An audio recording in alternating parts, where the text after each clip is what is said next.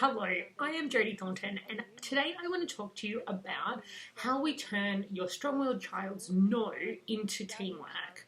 So you'll see a lot of parenting resources that say it's just natural for kids to say no, and we should allow them to say no and have their own boundaries. And that's kind of true. Like, I find myself often saying, particularly about the more progressive parenting approaches, that it's half the answer, right? It's half the answer that yes, it's natural for children to say no, and it's half the answer that yes, we should allow children to have their own boundaries and be able to speak their no's powerfully. However, the thing about a flat, straight out no is that it doesn't go anywhere towards solving the problem. It's like a boundary, and it's like a stop. It doesn't actually move us forward to a place where the child who's trying to say no and the other people involved actually move forward to something that works for everybody. So it's not that we want to tell our children that they can't say no or that they shouldn't say no, but we want to make it more skillful. We want to help them to transition from having to be defiant into having a more teamwork approach. So the very first thing that we want to do when we're coming across this like really strong, flat out no, I'm not doing it, we want to start with actually reflecting back to them the words they would use if they were fully mature in that moment. So they might say something like, I don't want to do that right now, or I'm not finished playing, or that's not something that I am interested in doing. That's not fun for me. Whatever they would actually say, if you could magically just mature them up in that particular moment, what would they say? And we want to reflect that back to them. We do this for a couple of reasons. The first thing that this does is it helps our children to feel properly heard. When they say no, they may feel respected if we respect the no, but what is going on inside of them remains unseen and unacknowledged. Whereas when we say, sweetie, I wonder if it's because you don't want to finish playing the Legos right now. When we say that, they get a deep, she gets me.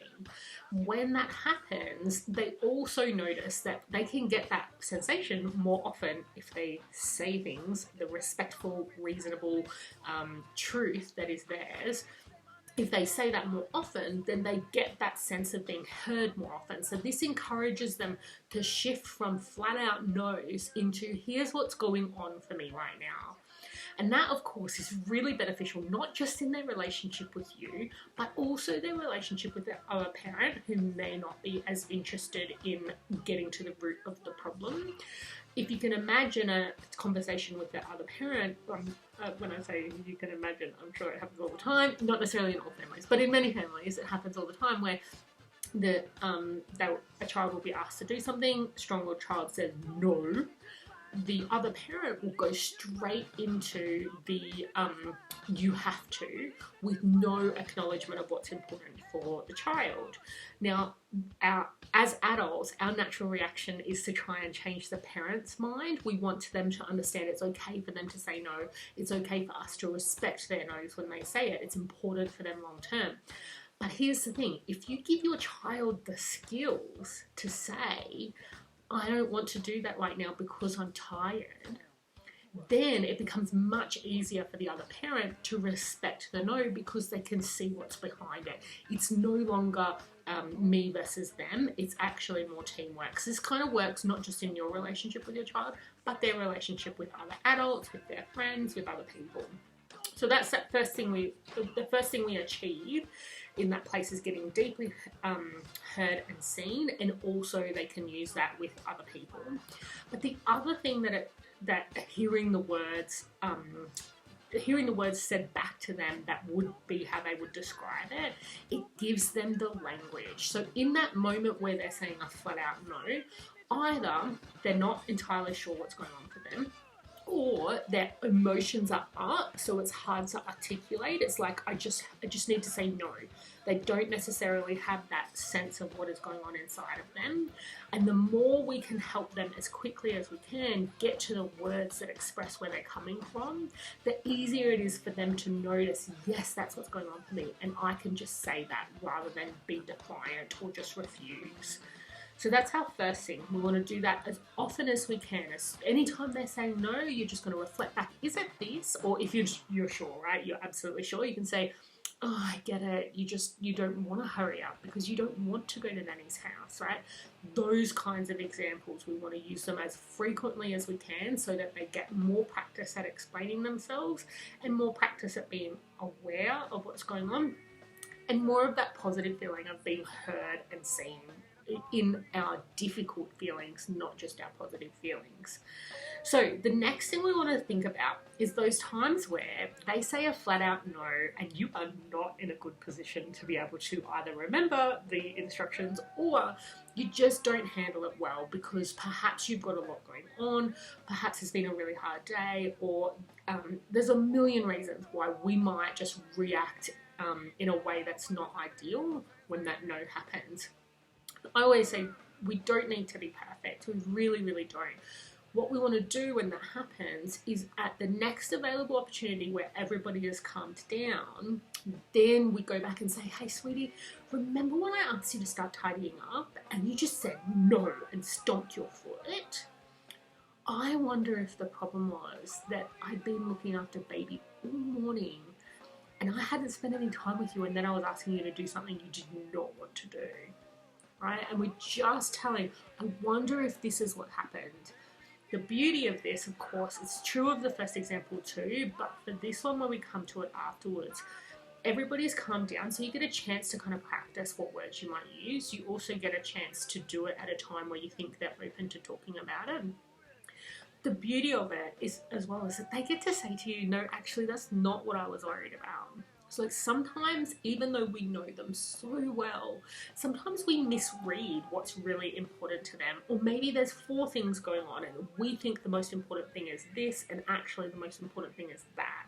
So the more we normalize these conversations of, hey, that thing that happened earlier, it did not go well. What was that about? Like on my side, I feel like this was happening. What was happening for you? So we practice that.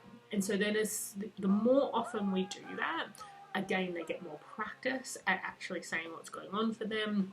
They get more of an experience that not only is it important to you to understand what's going on for them, it's so important that you will come back to them later and say, hey, we didn't really resolve that. I'm wondering what was happening for you. Like that's such a big deal in a relationship, right? To have somebody who really cares that much to come back and talk about it. And that, of course, as well, gives you the perfect opportunity to keep practicing when you don't feel like you're remembering to do it the way you want to, or you don't feel like you're able in that moment. You get really tense or reactive, and so it's hard for you to do it in the moment. Let it go. Like, just do it after the fact. If that's what you need to do, it works, right? It really, really works. So that's a really, really helpful tool.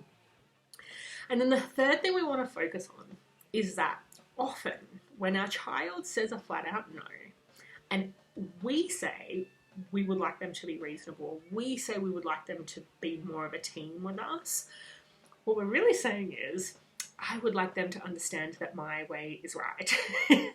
And when we're doing that, we make it really, really difficult for strong-willed kids, because strong-willed kids are more likely to hold on tight to what's important to them. And so when we're trying to look for a way for them to understand that my way is right and you need to let go of what's important to you, it's always going to be hard, and especially for a strong-willed child.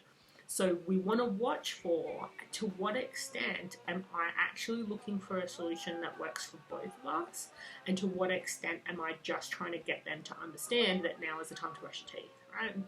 And so when we're in that space, that doesn't mean that we let go of what's important to us. What it means is the first thing we do is we're looking for what would work for both of us. How can we open up the options that we have available to us? And the second thing is sometimes it just really is the time to brush your teeth because there's no more time left, and if you wait any longer, it's going to be hard to get into bed because they're going to be overtired. And so in those cases, instead of trying to convince them to let go of what's important to them so they can be reasonable, what we need to do is give the actual reasons. So really letting them know, I know you don't want to brush your teeth right now.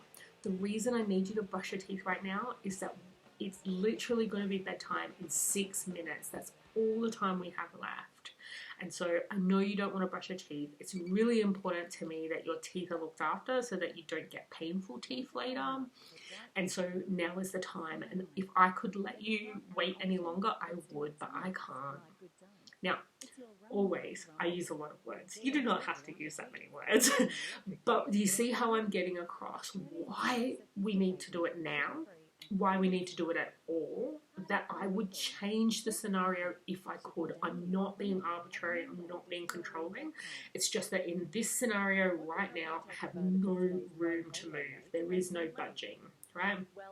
That when we do that more often, our kids get more practice at being reasonable because we're talking about the real reasons rather than trying to convince them of something that to change their mind, or we're trying to incentivize or punish. All of those things, not only are they less healthy for our children to grow up with, they also, in terms of their long-term relationships, they also are the slow way. I've got to tell you, whenever I take these approaches, the turnaround in behaviour is so much faster than the times where we try and look for incentives or rewards or consequences. All of these things, they all take a lot longer for children to really take on and shift how the dynamic runs and how easy things are between the two of you.